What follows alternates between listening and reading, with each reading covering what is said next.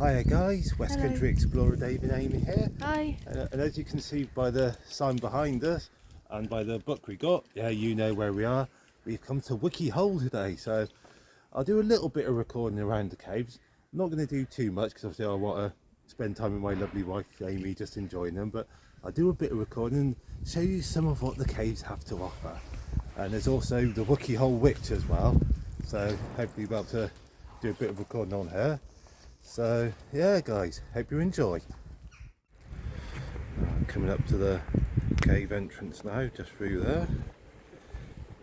And a bit later on we're going to be going down into the buildings.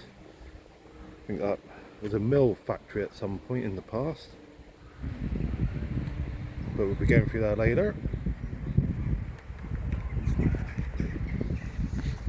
Dates from 1927 when this became a show cave, and the reason this was named the goat herder is because they found a skeleton of a woman and two complete skeletons of goats. So whoever this lady was, we think she was living in here with these goats, and possibly she's also maybe the witch of Wookey Hole. Alright? And the reason is also found by her bones was an alabaster ball.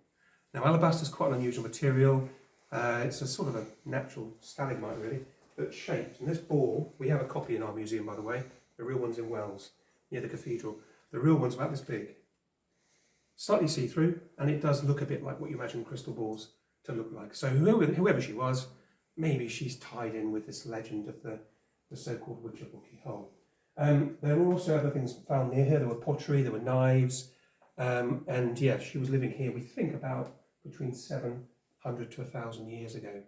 All right, and given the name of goat herder as well.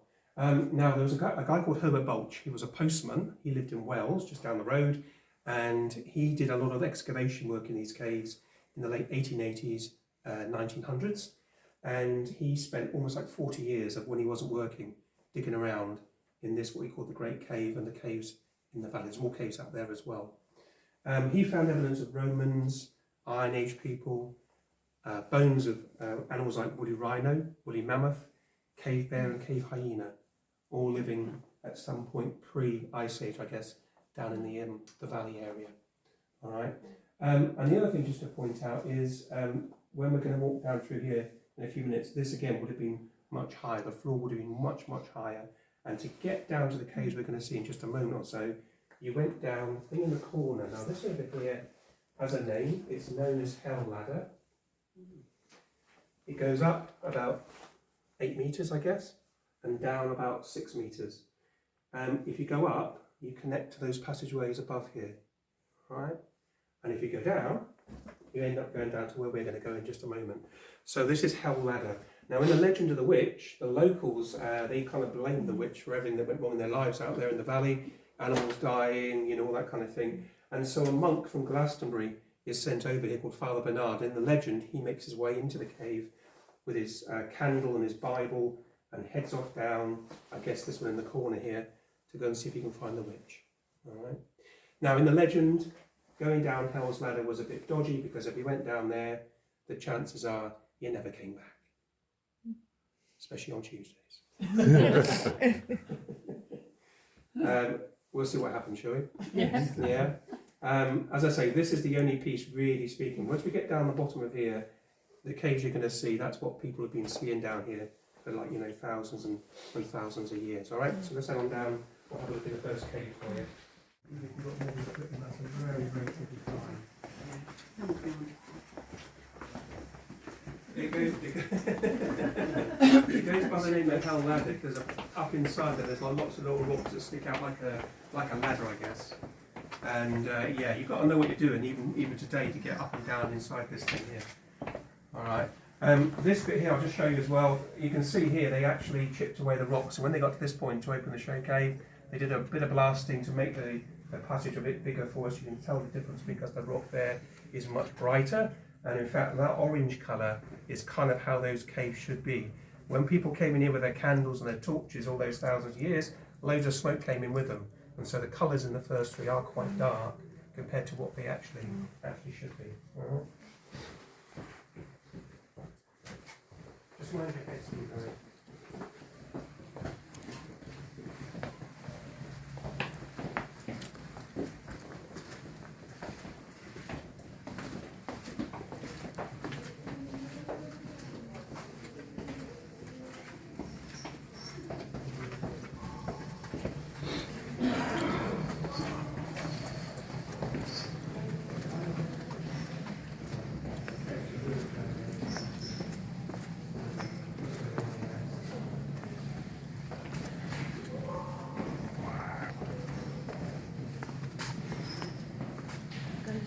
Oh no, don't go slow, Amy, go slow.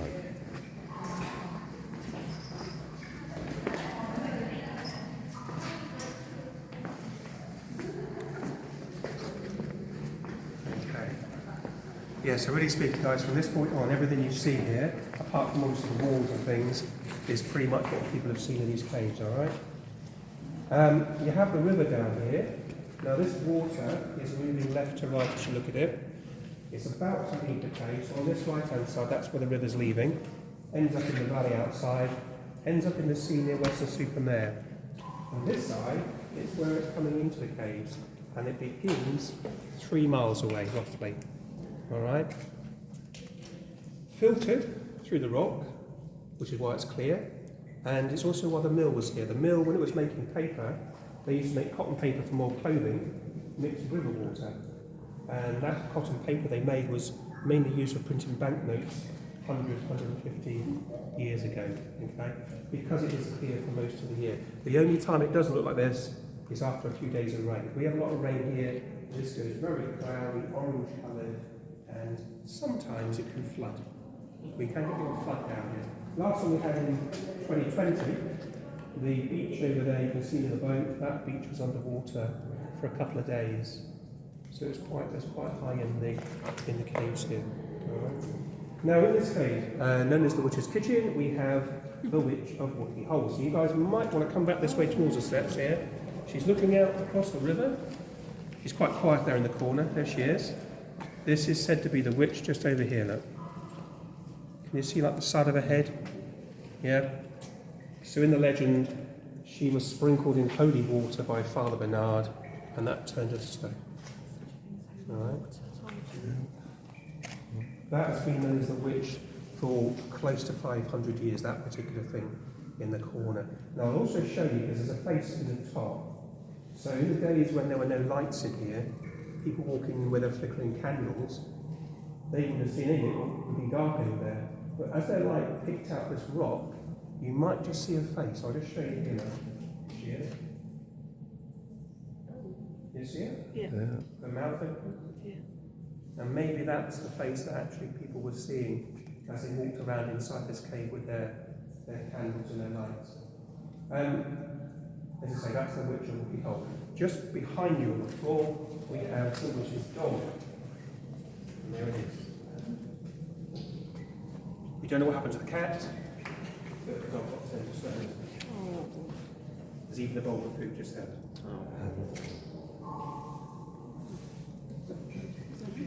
I say this every day, you know. You're trying to convince yourself. One day it'll start barking, I think. Yeah. So that's the witch's dog. Now, of course, guys, it may not be a dog, it might be a stallion. Who knows? This one is a dog. It is. This stalagmite, we think this is about 100,000 years old. Now, you can see the actual colour when the light goes on, it's actually bright white. This is something called calcite. And this is a bit like limestone. And what happens is, as water comes in from the surface, it travels down through the rock above our heads, picks up bits of that white stuff, and when the water falls through the roof of the cave, sometimes it leaves it behind. So this water drips down, runs off, leaves the white stuff behind. And these ones, well, this thing here is growing roughly about 2 centimetres every 1,000 years upwards. Someone has worked out just by water dripping from above. Okay.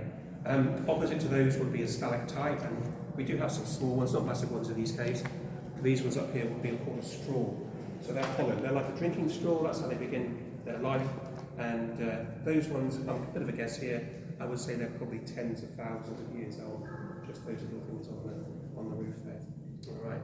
They do give other ones names. This thing over here, that's the witch's beehive. More recent, well, the last probably 40 odd years, Jabba the Hutt as well. and this one, that one there in the pond, that's known as St Michael's Mount, named after the island off the Cornish coast. Yeah. Originally known as the island stalagmite in UK. The pond at the top has no name, but I did discover back in the 1830s, this was known as the witch's fermenting tub. So this witch down here had like a little cauldron going, boiling away something. And in fact, that thing in the middle wasn't an island, it was the foam coming off the top of this potion she was making inside the cave. I think it's quite a nice name, that. Now guys, I'm going to go around to chamber 2. Low rocks ahead of us here. Just be careful if you go through here. The low piece lasts until the end of the handrail, so just watch your head as you come around, right? Okay, so now that's for you. Yeah. I like to think of it as well, because I mean, 1830s, that was pre-show cave, it might be folklore. Yeah. Like folklore, so personally, I like the description of that as a pot and boiling, and I have suggested there's a brewery that does it, it's called Wookey Hole, and I've suggested that they call their one of their beers, and that thing there, I told about that foamy thing, that was called the Barm Rising. I didn't know what Barm was. Barm is like like a home brew, you get that foam on the top of it. So I emailed them, I said, I've got a name for a beer for you, Barm Rising. I know, yeah, you might see one. It's not going to tell you in case you want. I think it's a good name, I think, yeah. I don't drink them, so yeah, this cave here, I mean this one, chamber 2, is about 25 metres high, and it goes, well, the roof, not the roof, sorry, the ground above here is roughly 4 of these caves high, so we're roughly 80 odd metres underground. But if you imagine 4 of these caves on top of each other, that's how far beneath the surface of the hills we are. You have other things in caves apart from stalactites. This over here in the torchlight, that's called a curtain stalactite here. It's just like a curtain pushed back outside of the window. And over here, this sort of, a bit like candle wax, it looks like to me, that's called flowstone. Okay, and again, back in the day, there would have been water running down the walls for that to have formed. Alright? Now, just going back to these up above here for you, because it's quite a nice little thing. When I mentioned about the smoke earlier, when people came in here with candles and stuff over the years, it did have a big impact. And you can see all these stalactites here, the end is bright, and that piece on the end is almost 96 years growth. Wow. Okay, and that's because 96 years almost, a couple of months to go, that's when electric lights were installed in here. And they had the first lighting in the country. And the air got cleaner all of a sudden, because there wasn't smoke in here, and there weren't cave guides throwing paraffin around and setting fire to the cave so people could see it around them. And that's why the ends are bright. The water again is coming down the middle of those straws there. Okay, where they used to burn, it's just over here. Let's get it. All through here. Right. Okay, let's come down. These steps here, guys, just be careful again, they're quite uneven in height, just be careful coming down. In this one, that's where the wedding is taking place up here. So you've got the wedding going up here, and all your guests are standing down here. Chamber 1 is nice, it's also chamber 3. Other things in the past, the Victorians we know had loads of parties in the next cave. We're going to see in a few minutes, chamber 3. The acoustics in 3 are the best in the caves. So because of them also, we've had choirs, concerts, orchestras, all playing in chamber 3 here for the years as well. Even dancing. Wow. I've seen photographs of people doing the foxtrot.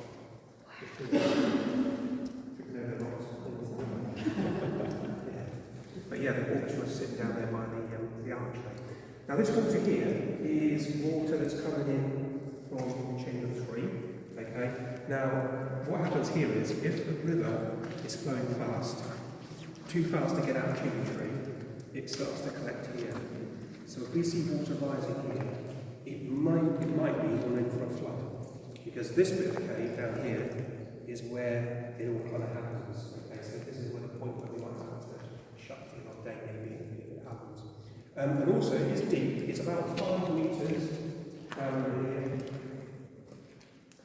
And 3 years ago, 2 cave divers, who were a father and a son, they were looking for archaeology in the caves, they found Roman pottery beneath these rocks here. Now the pottery, one of the pottery buildings, one of them is almost intact. They're in the diving museum, and we think that the Romans, they probably were here, because we know they were mining lead above ground, but also we think the pottery that was down here was put in a cave upstream, 2 caves upstream from here. And that was an old burial chamber that they took over. All right. At some point, the current has brought it down, and it's got stuck under these bits of wood here. All right. Okay. Right. The next bit is called the chimneys.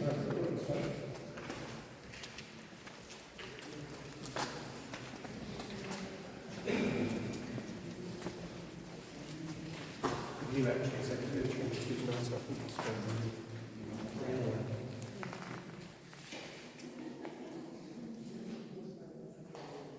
Right, now just behind me, this chimney thing back here, as we go through, I might be able to show you, there's a load of markings around here. There's markings around this area called witch markings. And these markings were made any time between 500 to 400 years ago. And the reason is that because this is called the chimney, people at the time, they believed even spirits could make their way down from above here and make their way into this cave here. So people would walk from the entrance, all the way in here, scratching these markings all around this area in the belief that these markings would protect them from evil spirits. All right, there's a big one just over here. I'll just show you here. It looks like a W. Here. Can you see that W looking thing here? That's a mark there. All right.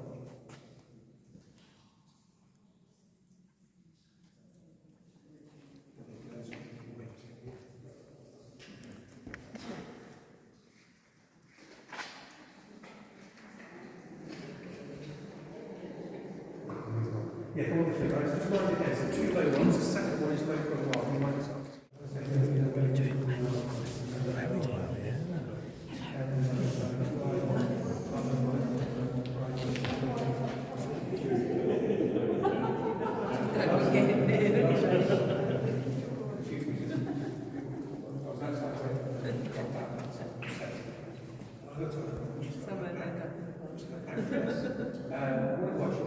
it's covered head to toe with an inliner to protect it until she got here.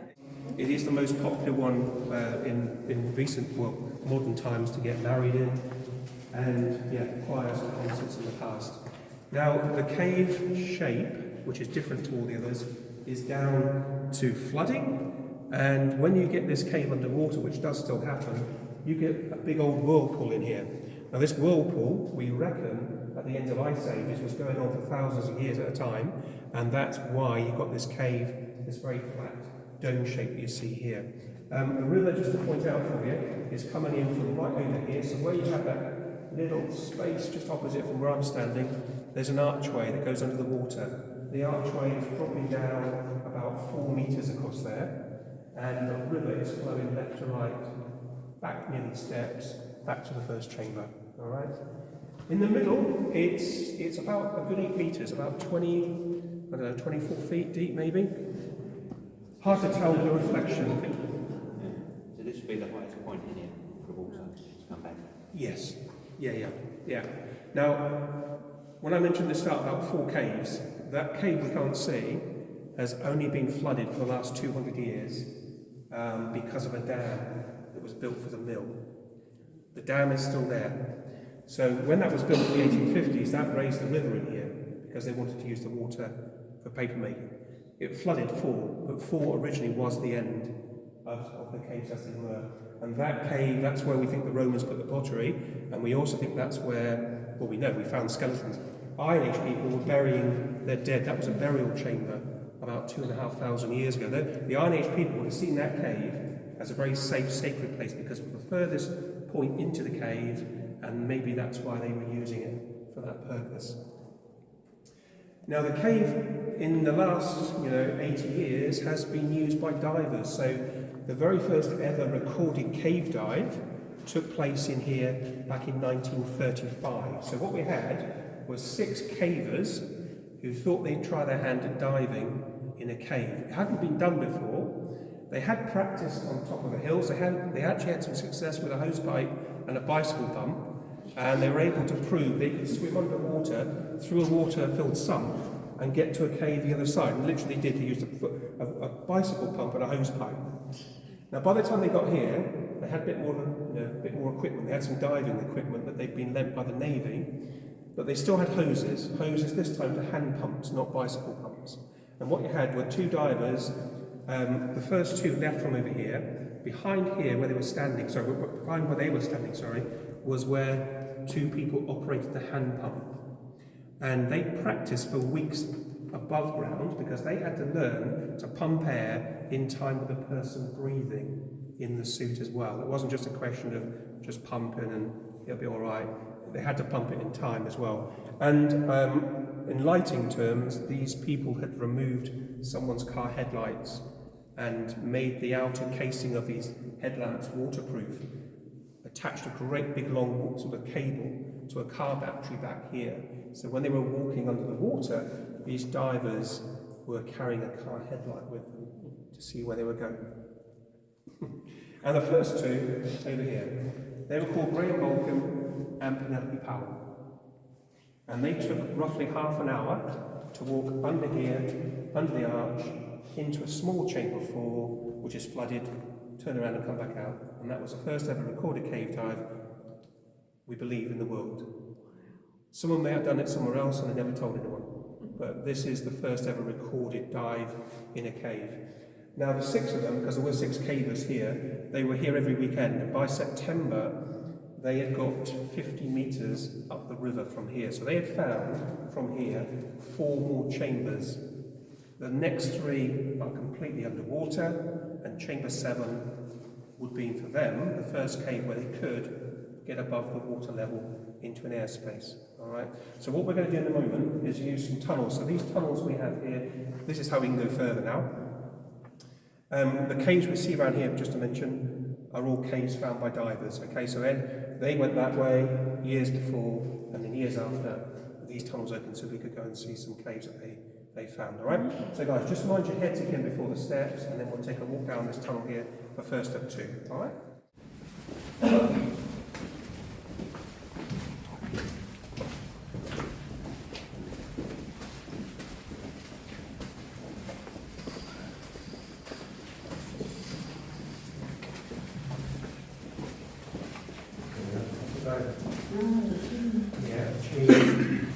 And the guys from the farm, they're not just doing that just to look as if they're doing some all the time. They're in here about once a week. It looks like they brought quite a lot more cheese in by the looks of it.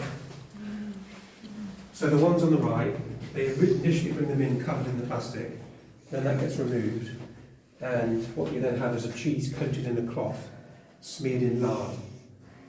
Okay, now these ones, you probably can see some have got dates on them. These cheeses will be a year old at least before they're brought in here. And these ones have been here, these ones on this side have been here about 3 weeks now.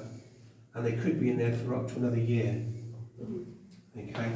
And it's flavour mainly. Temperature doesn't change, that's helpful, it's 11 degrees or thereabouts. And humid. But yeah, they discovered if you keep a cheese underground, a flavour comes from the rock, the air in here, and what grows on it is apparently different to what you get to growing on cheese above ground, and then you get a different taste, and that's why it's also brought in here.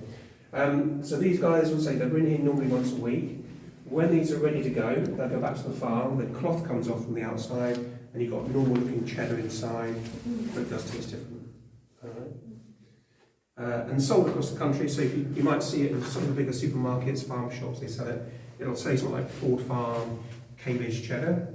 Might say Wookey Hole on it, but it's been kept here. If you see that one anywhere, that's where it's been kept in the tunnel. So past them, behind where they are, is more of this tunnel. Okay, now this one was open almost 50 years ago to make the cave tours longer, to take us to caves we couldn't get to. All right. Oh, just to mention as well, that little camera there up here is live. It should be live, and you can log on to that via the website. Okay, so what you can then do is you can log on and watch the cheese. All right.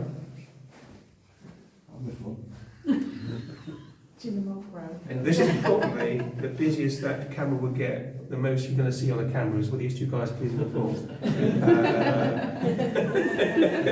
Because most of the time it's just sitting there. There's nothing much is happening. Not As really. someone, it's very interesting. It is, yes, yeah. I do watch it sometimes, time to time. But yeah, you can watch it. There's a camera, by the way, in chamber 1. So if you want to watch the caves at night, the chamber 1 camera, you can see what's happening in the cave in darkness. I've seen quite a lot of bats. The horseshoe bats we have, they live higher, and they obviously when we all leave in the daytime, they pop down and have a fly around in the show cave. Right, folks, we're off through here now. I don't know how many go forward. Yes.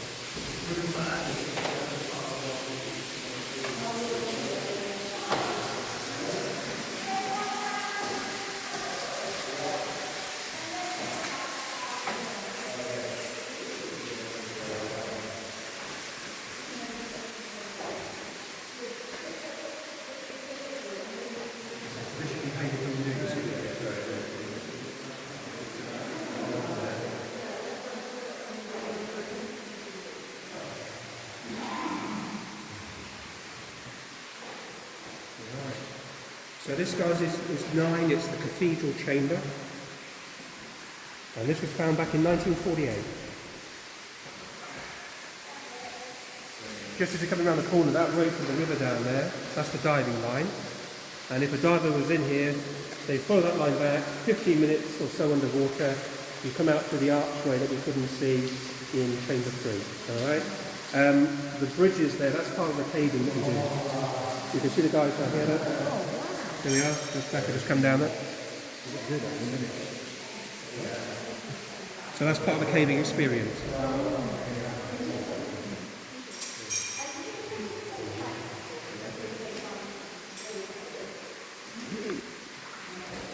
Right. So this tunnel here is the chamber 20. That's the newest cave opened here. It was opened 8 years ago. Okay. You have 2 pools of water.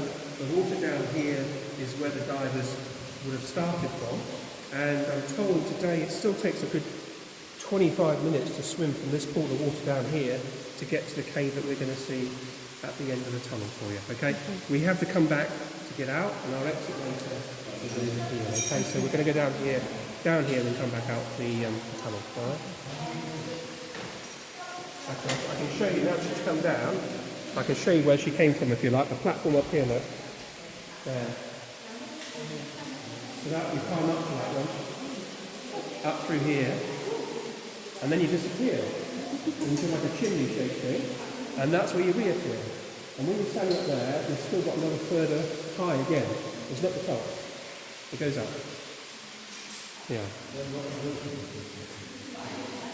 They were big ones, but look a bit, on the safe side. So this is a bit as a safety measure when someone was put through.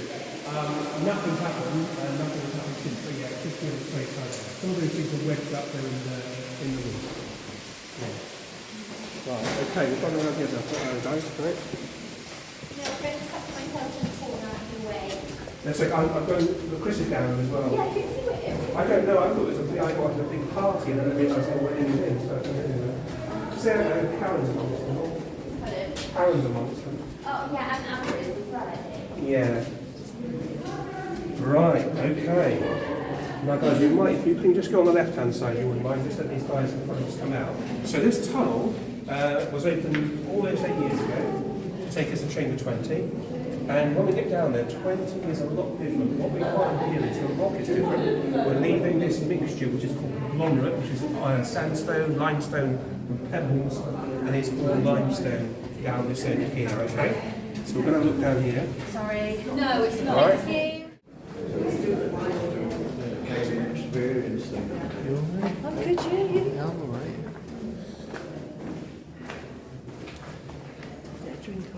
Those guys doing the cave, and they'll be heading back later to do something else in the end. We'll see when we get outside.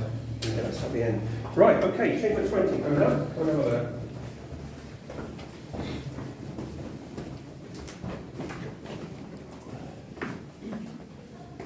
Right.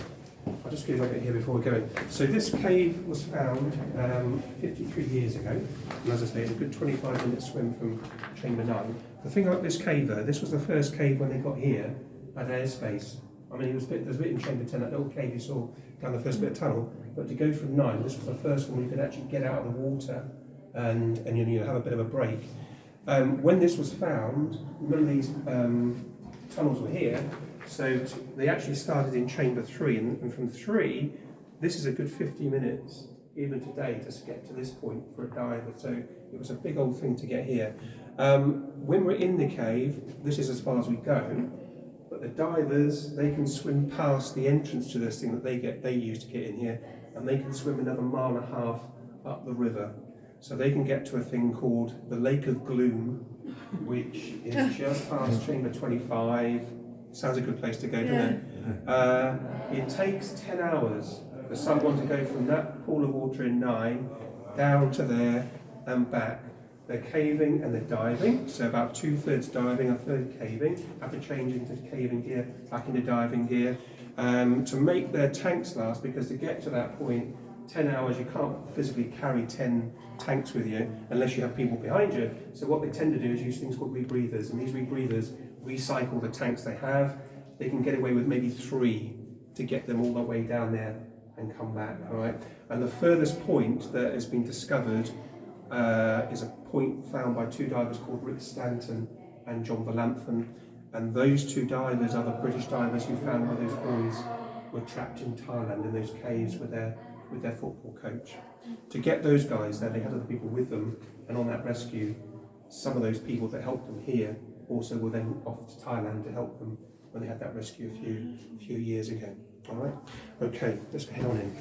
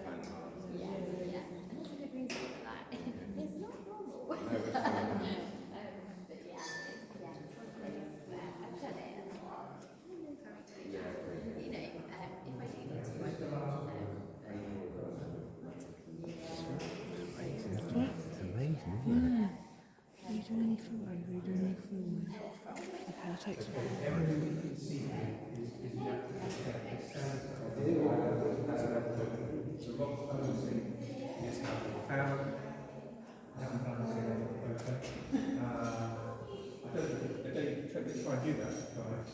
That bit there, just by the way, that top one, fell from up there.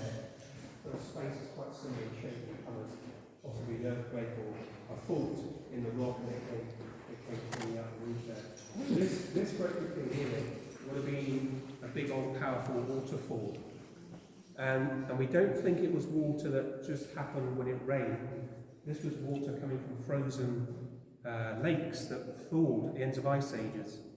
And because the stone around here has sand and gravel, we think that when that water piled in from above ground, it brought the gravel and sand with it, and that's how those lines have been scratched into. This is limestone, so this end of the cave is different to the beginning. And it's those mixtures which have scratched the lines in over, I guess, a lot of the ice ages coming to an end. And also, this cave, compared to the other ones, as you guys notice, it seems a bit drier in here. You don't have, I've never seen water coming through the roof at all in here. And the river is tucked in behind the wall. Okay, so if it's in a bit of a flood or it's flowing fast, you don't tend to get water in here. So we think that there probably hasn't had water on it since the last ice age. The lines, therefore, are probably the same as they were. Okay. In the corners, you have a bit of light here. It does look like daylight, but it's not. We're still a good 80 metres underground. That takes you, I've not been in there myself, but if you climb up there, I'm told you end up in the roof space of a big cave called St Edmund's Chamber that doesn't go anywhere as far as we can work out, and it's full of water. It's a big cave, but it's mainly underwater, apart from the roof space above.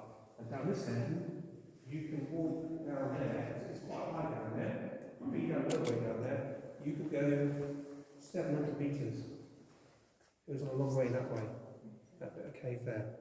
Alright. Just to mention for you also how the cave was found. It wasn't this water here. This has very small channels that connect to the river, but it's not big enough. You can't get people down through there. Maybe once upon a time that was where the river went, from the water from here, but not today. So actually the way in, we can't see it, but if we were to go up over those rocks there, down the other side, we'd find a hole in the floor. If you went down in the hole, you'd find the river that connects with Chamber 9. And that's how the divers first of all got in here back in 1970. All right. As I say, after that, they started to swim by and found more caves. Chamber 25, I mentioned, is that way, a mile and a half. And the beginning of the river is a good 3 miles. There's at least a mile and a half as the river flows. No one's ever seen. All right, still waiting to be discovered.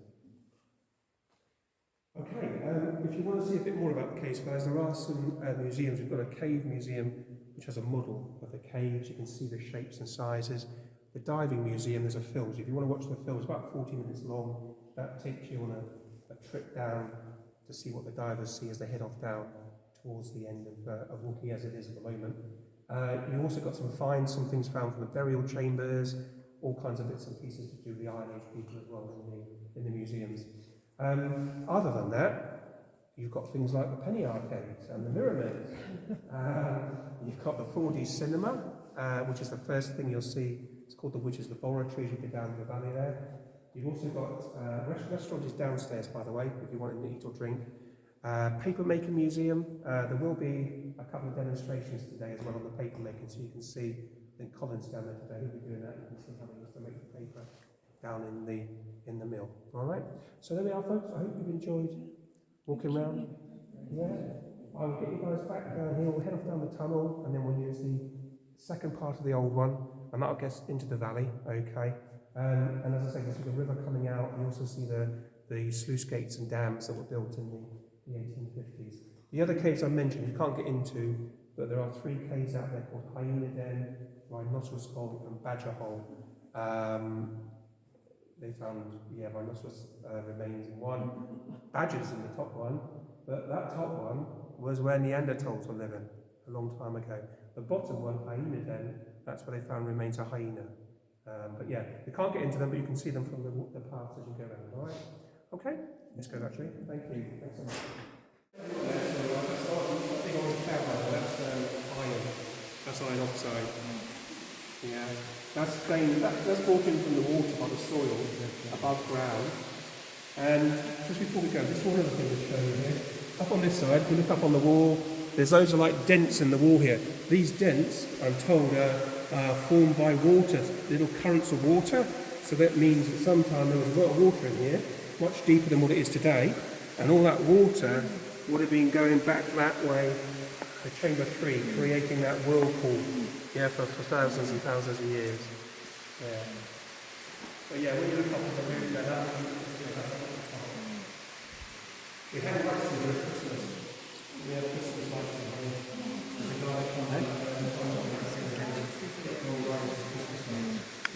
We actually had a full-size sleigh up there with 6 reindeers hanging down. No.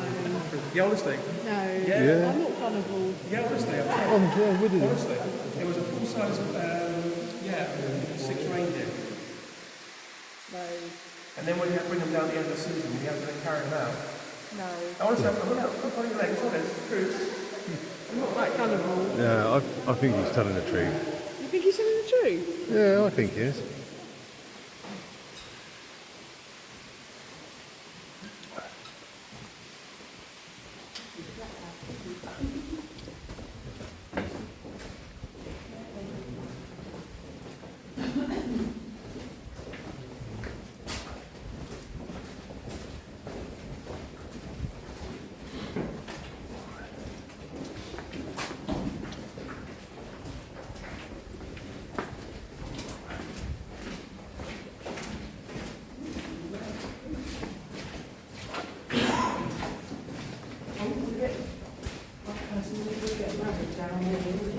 Oh.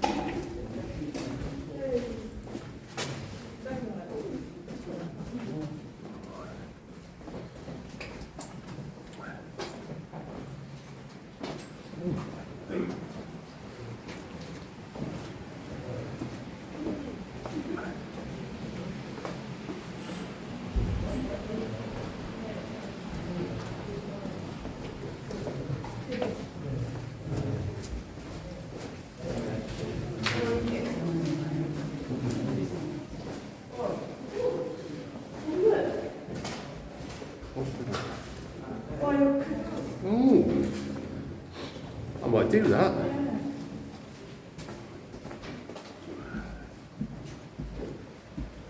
Yeah, just saying, those guys in the red, we still pay them. They should come out that hole down the right at some point. Because that connects back to the first cave that we read earlier on. And they should look down to the sluice gates up there.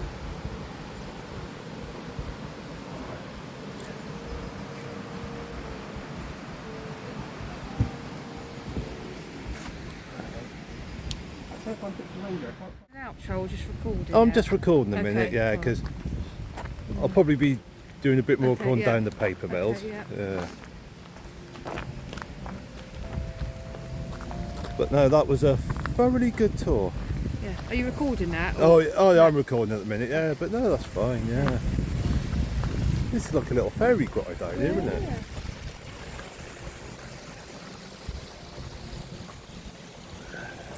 I really enjoyed that tour. I'm not really a great of caves, but I found that easy to manhandle, and Yeah.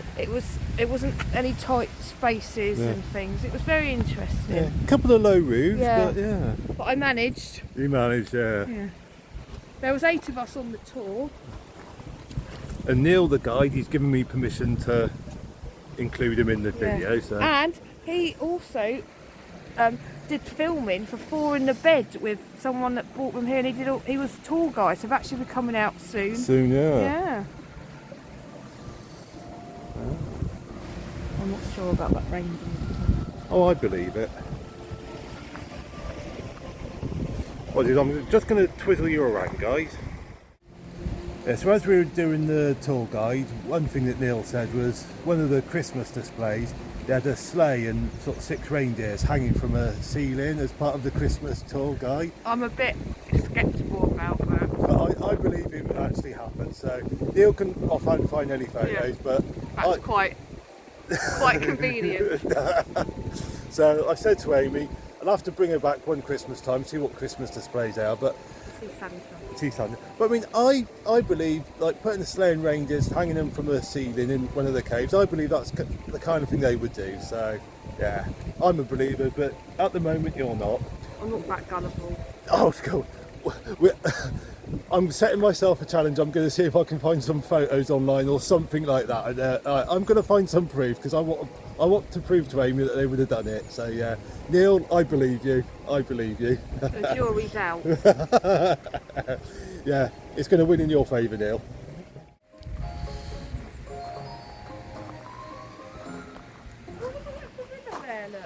Hang on a minute. Got to make sure I don't pan round too quickly. Oh, there, look at that. I think we'll get to him in a second. Yeah.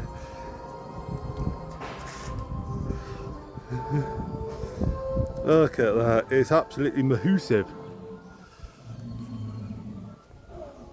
You call it Gary the Gorilla. Gary the Gorilla. Do you like that, Gary? Gary. Oh look, that dinosaur's moving. Is it moving? Look. Oh yeah. I really like the gorilla, do you? I think I Called it Gary.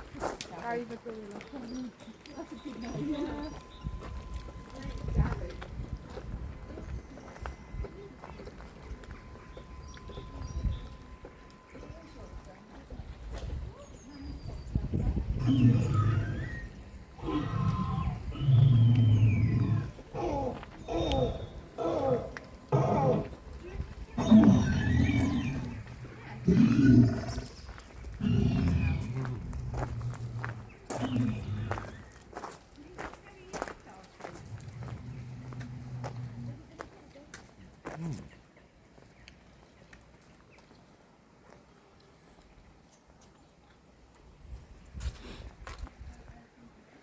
Quite a good little display, this, isn't it? Yeah.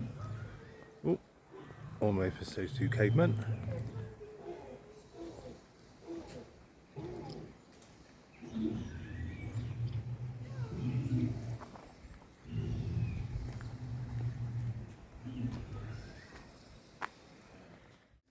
So there you go, guys. That was a lovely little tour around the caves, Wookey Hole caves, and I think Neil did a very good job as a tour guide. Yep. Very informative. Like I said, when you come out of the caves, there's loads of things to do. We went into the 4D like cinema film experience. I mean, the storyline that we saw is aimed more sort of younger children, Yeah. sort of the pre-teens. So if you've got kids, the 4D sort of film, that's brilliant Yeah. for them. And there's like a diving museum and a couple of museums, which is good for like all ages. Yeah. And in one of the museums, it was the witch's skeleton. Did you see that? Yeah. And there's a Victorian sort of amusement arcade thing. You can look around with a mirror maze. So there's lots of things to cater for all ages once you've after you've been around the caves themselves. So definitely something for everyone to keep you entertained and that. I can't even remember what the prices are. So I mean, And we got a discount with Blue Light, but I think it's £21.95 per adult, but it was about £18 for discount Yeah. each. Yeah. what I'll do, guys, is I'll put the price in the description, so you know what the prices are and all of that. And the gift book. Oh, and we got a gift book as well. Yeah. That was £6 for £2.50. £2.50. There you go. So Yeah. the souvenir sort of guide book Yeah. was £2.50. Yeah. But I mean, guys, one thing I'm going to say is it's worth a visit. Yeah. And I mean, we've had a good morning here, and it's very close to Wells as well. So, like I said, you can make a day trip of it. You know, Yeah. you can spend half the day going around Wookey Hole caves, and then half the day in going around Wells. So yeah, guys, it's worth it. It is definitely. I would highly recommend it, guys. Yeah. So anyway, long video. Hope you've enjoyed it, and all the rest. And we got some lovely photos and Yeah, there's magnets and yeah, things. yeah, you can like get photos Yeah, done and all yeah. the rest. Some really good photos. So yeah, we're very good choice there. So anyway, guys, thank you very much for watching. Hope you've enjoyed, and look forward to seeing you in the next video. And in the meantime, stay safe, take care, and God bless. Bye bye.